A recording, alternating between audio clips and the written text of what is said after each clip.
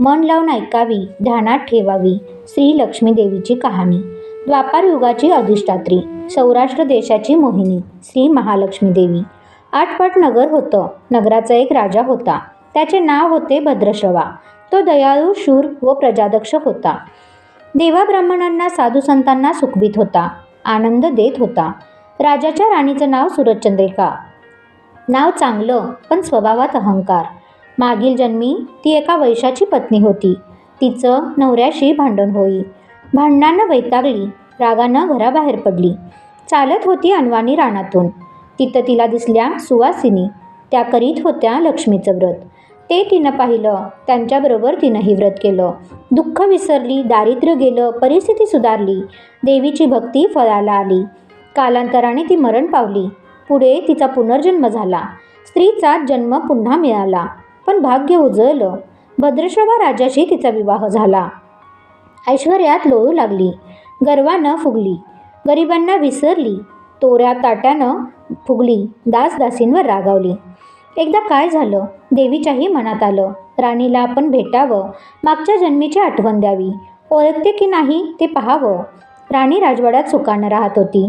राजाही तिचे कौतुक करी, तिचे लाड पुरवी. त्या दोघांना पुढे 7 पुत्र आणि 1 कन्या झाली. कन्येचं नाव शांबाला होतं. एके दिवशी काय झालं, देवीनं म्हातारीचं रूप घेतलं. फाटकं वस्त्र नेसली. माती मळवट फासला. हाती काठी घेतली.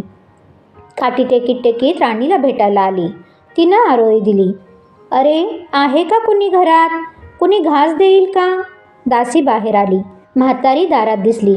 तिनं विचारलं, कोण ग तू? आलीस कुठून? काय काम काढलं आहे? तुझं नाव काय? गाव कोणतं? तुला काय हवंय? मधून मधून खोकत हळूहळू म्हातारी सांगू लागली. माझं नाव कमला.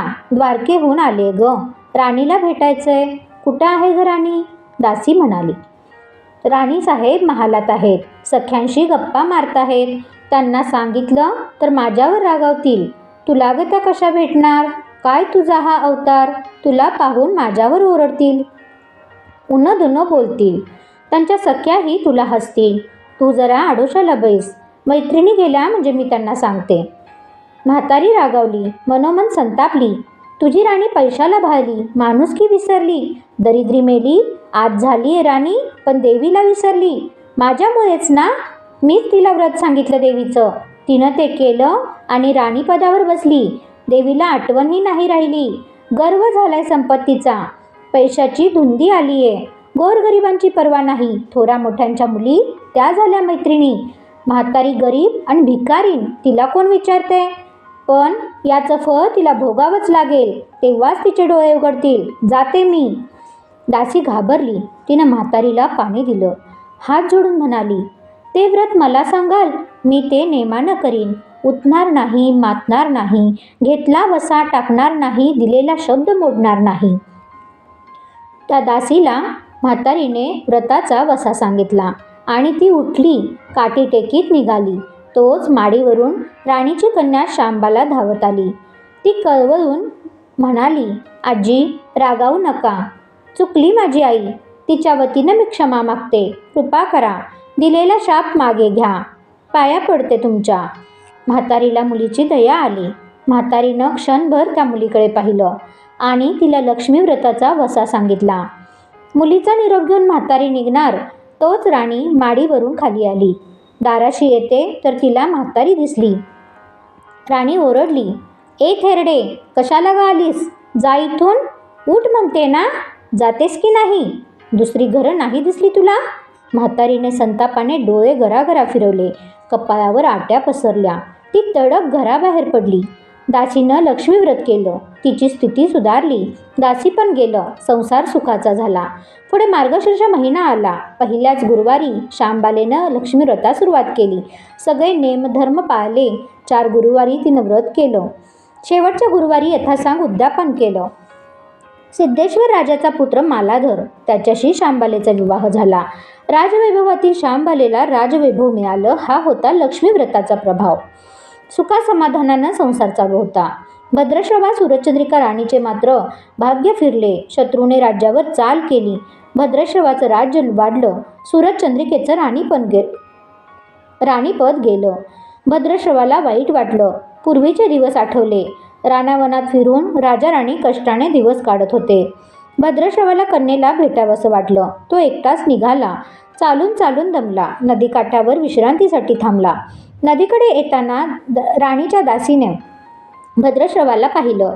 घाईघाईनं ती राजवाड्यात गेली. राजाला सांगितलं. मालाधरानं माणसं पाठवली, आणायला रथ पाठवला, सासऱ्यांना घरी आणलं, सन्मानानं नवी वस्त्र व कंठीहार दिला. शांबाला वडिलांची काळजी घेत होती. काही दिवसांनी राजाला वाटलं आता परत जावं. जावयाला त्यानं तसं सांगितलं.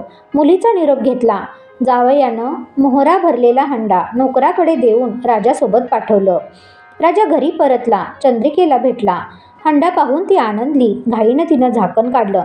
आत बघते तर काय, तिला कोळसेच दिसले. सूरज चंद्रिकेनं कपाळावर हात मारला.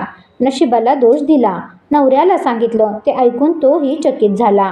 दुःख पाठलाग करीत होतं. दारिद्र्य सरत नव्हतं. चिंतेचे सावट पसरत होते. काळजीचा वणवा भडकतच होता.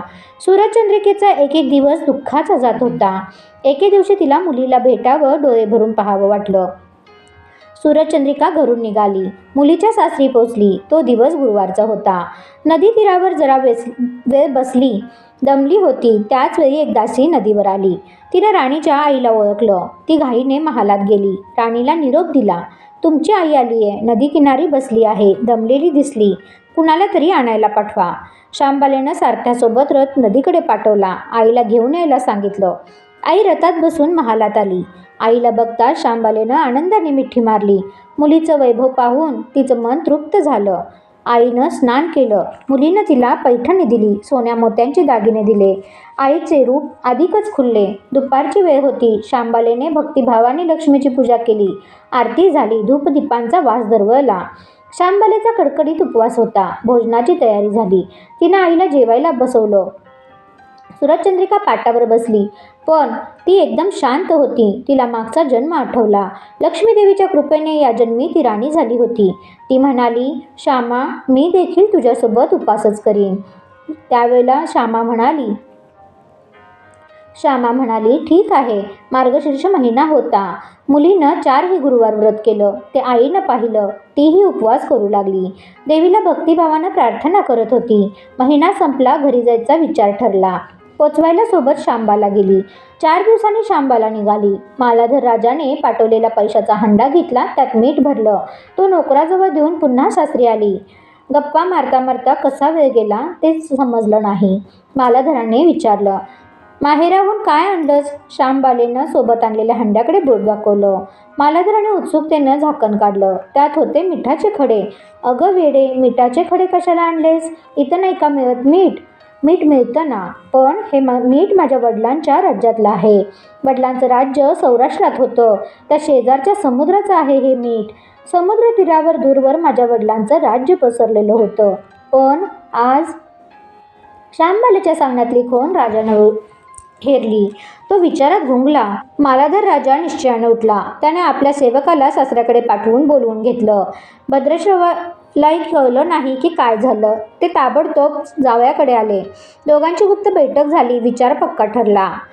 मालाधरानं मुख्य सेनापतीला तत्काळ भेटण्यास बोलावलं. सेनापती आले. त्यांनी मालाधराला वंदन केले. आज्ञा करावी महाराज. ते म्हणाले, भद्रश्रवाचे राज्य जिंकलेल्या शत्रूवर ताबडतोब स्वारी करा. प्रत्येक सैनिकाच्या हातावर हंड्यातल्या मिठाचा एक एक खडा ठेवा.